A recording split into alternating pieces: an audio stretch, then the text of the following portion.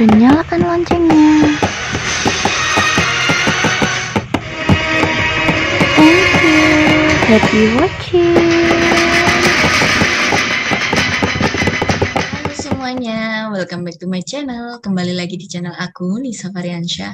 Terima kasih telah subscribe YouTube channel aku. Dan buat kalian yang belum subscribe, silakan untuk subscribe terlebih dahulu. Karena subscribe nggak ada ruginya. Kalian justru akan mendapatkan informasi tentang kesehatan lainnya. Terima kasih telah subscribe. Nah, kali ini kita akan membahas lagi-lagi tentang nyamuk. Penyakit yang disebabkan oleh nyamuk. Nah, kita akan membahas nyamuk. Kenali berbagai jenis nyamuk dan bahayanya. Jadi memang Indonesia ini masih banyak problemnya, terutama dalam hal nyamuk, pemberantasan nyamuk, ya kan? Jadi kita akan membahas secara lebih dalam pada kali ini untuk membahas tentang nyamuk. Stay tune. Nah, ini adalah macam-macam nyamuk, ya, ada banyak sekali. Ada Aedes albopicus, ada Anopheles, kemudian ada Besorova columbia, ada Culex, ada Aedes, dan juga ada Pseudospora juga. Nah, ini adalah beberapa masih sedikit, ini hanya beberapa dari nyamuk. Tapi kita akan mencoba membahas yang paling banyak menyebabkan penyakit di Indonesia. Nah, contoh jenis-jenis nyamuk. Ini adalah nyamuk yang paling banyak di Indonesia. Ada 3 macam ya, yang paling banyak memang. Yang pertama adalah nyamuk Aedes aegypti, di mana ini ciri fisik ada habitat dan juga kemampuan dan kebiasaan. Jadi ini bisa menjadi patokan kapan kita bisa menemui dia, sehingga kalau kita merasa ada dia di habitat sekeliling kita, maka kita bisa untuk mencegahnya supaya dia tidak berkembang biak lebih banyak dan menyebabkan penyakit. Oke. Nyamuk yang pertama kita bahas adalah nyamuk Aedes aegypti. Nah, ciri fisiknya ukuran tubuhnya sedang, berwarna hitam kecoklatan dengan loreng putih di bagian tubuh dan kaki atau tungkainya. Itu seperti itu gambarnya. Nah, di mana dia ini habitatnya atau tempat hidupnya adalah bersarang dan bertelur di tempat gelap dan lembab.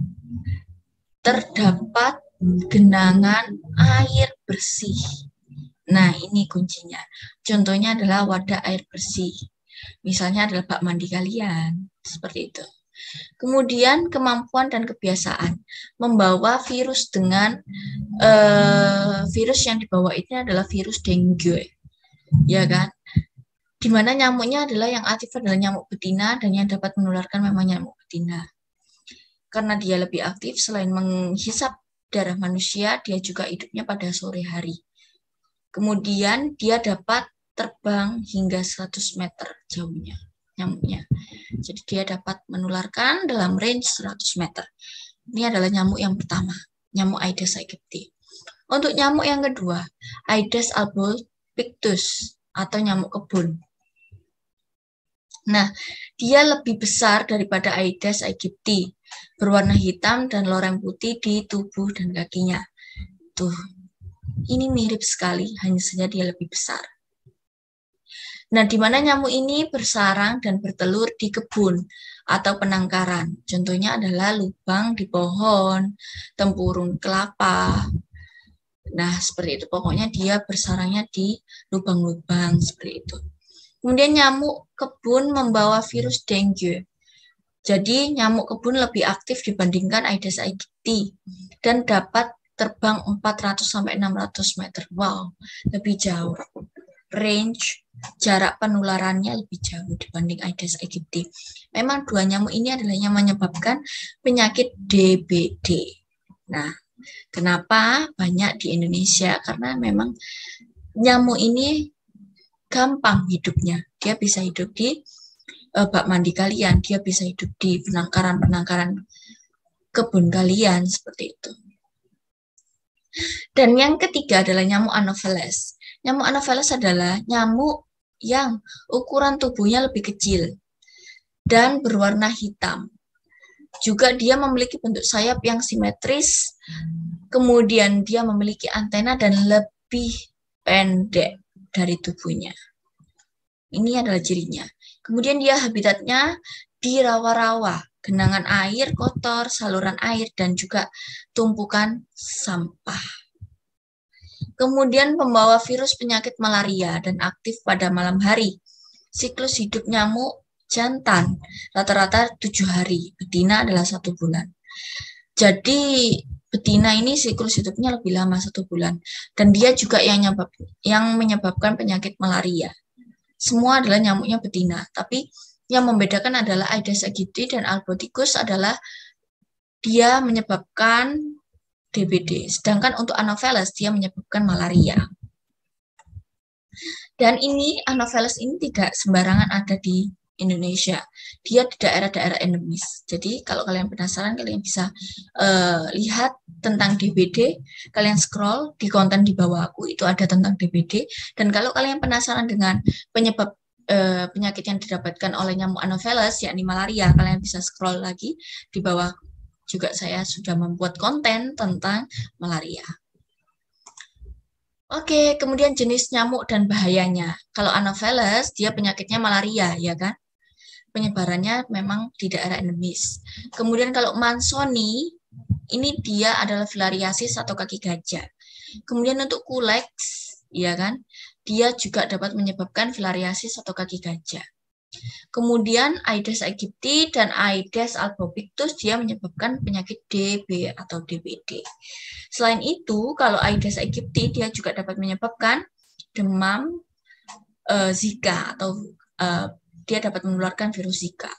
Ini adalah 5 nyamuk yang ada di Asia, yang paling banyak menyebabkan penyakit di Asia. Nah, kemudian gimana sih daur hidup nyamuk Aedes aegypti?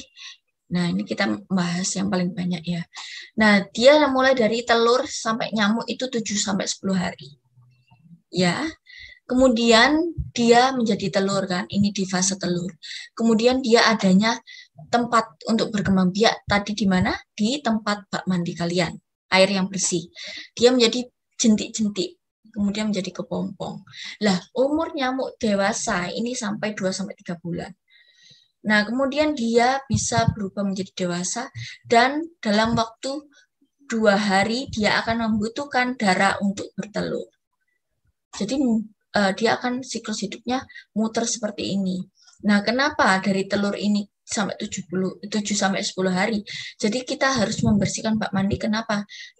Minimal 1 minggu sekali, karena telur ini bisa kita buang sehingga tidak menjadi pupa ataupun nyamuk dewasa seperti itu. Jadi emang ada alasan kenapa sih kita harus menguras bak mandi setiap minim 1 minggu sekali. Karena memang nyamuk ini berkembang hidupnya 7-10 hari. Seperti itu. Nah, kemudian gimana sih pencegahan yang kita lakukan? Lakukan 4M+. Seminggu sekali untuk pencegahan. Intinya adalah kita untuk menghindari gigitan nyamuk dan reproduksi dari nyamuk. Yang pertama menguras, kemudian apa saja yang bisa dilakukan kita dengan menguras?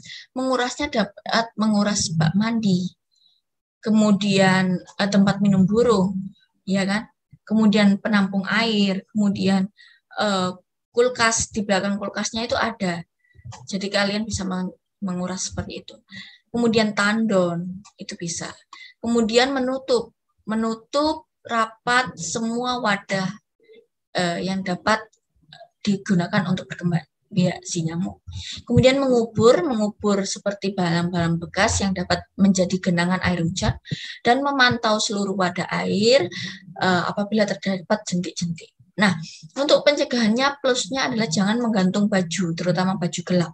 Dapat menjadi sarang nyamuk, ya kan? Kemudian memelihara ikan untuk menghindari atau membunuh daripada si jentik-jentik nyamuk. Hindari gigitan nyamuk dan membubuhkan abate. Ini adalah pencegahan yang bisa kita lakukan untuk mencegah si nyamuk ini berkembang biak, ya kan?